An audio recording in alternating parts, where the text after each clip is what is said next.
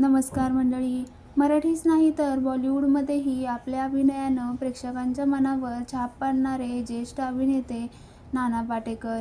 केवळ अभिनय नाही तर राजकीय आणि सामाजिक विषयामध्येही नाना पाटेकरांचा हातखंडा आहे. नानांनी त्यांच्या आतापर्यंतच्या अभिनय कारकिर्दीत अनेक हिट सिनेमांमध्ये काम केलं. वयाच्या 70ीत ते काम करत आहे. नानांचं ऑनस्क्रीन आयुष्य नेहमी हिट राहिलं, पण ऑफस्क्रीन आयुष्याबद्दल खूप कमी जणांना माहीत आहे.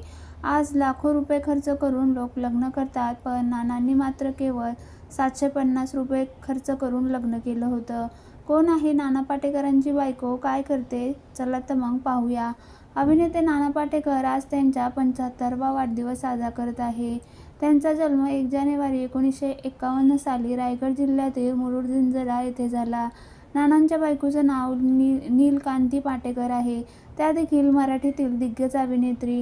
नानांनी लग्न केलं तेव्हा त्यांचा पगार फक्त 50 रुपये होता. नानांची सुरुवात ही नाटकांपासून झाली. नाटकात काम करताना नानांची भेट नीलकांतीशी झाली. नीलकांती या अभिनेत्री होण्याबरोबर लेखिका देखील होत्या. एका मुलाखतीत बोलताना नानांनी त्यांच्या बायकोचं भरभरून कौतुक केलं. ते म्हणाले, नीलू एका बँकेत ऑफिसर होती. महिन्याला 2,500 रुपये कमवायची. मला तेव्हा एका शोचे 50 रुपये मिळायचे. मी महिन्याला 15 प्रयोग केले तर माझ्या महिन्याची कमाई 750 रुपयेच व्हायची.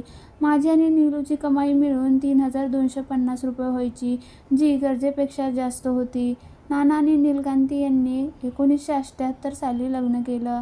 नानांनी सांगितलं, त्या काळात 200 रुपयात रेशन यायचं, त्यामुळे आमचे पैसे वाचायचे. आम्ही आता फक्त 750 रुपयात लग्न केलं होतं. आमच्याकडे 24 रुपये वाचले होते. त्यात आम्ही गोल्ड स्पोर्ट खरेदी केला आणि पाहुण्यांना छोटीशी पार्टी दिली. नाना आणि नीलकांती यांना 2 मुलं आहेत. त्यातील एका मुलाचा मृत्यू झाला. त्यांचा दुसरा मुलगा मल्हार पाटेकर त्यांच्याबरोबर आहे. नाना आणि नीलकांती पाटेकर अनेक वर्ष एकत्र राहत नाही.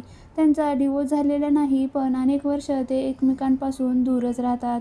नीलकांती पाटेकर या सिनेमा, नाटक आणि मालिकांमध्ये काम करतात. काही वर्षांआधी त्यांनी गोठ ही मराठी मालिका खूप लोकप्रिय झाली होती.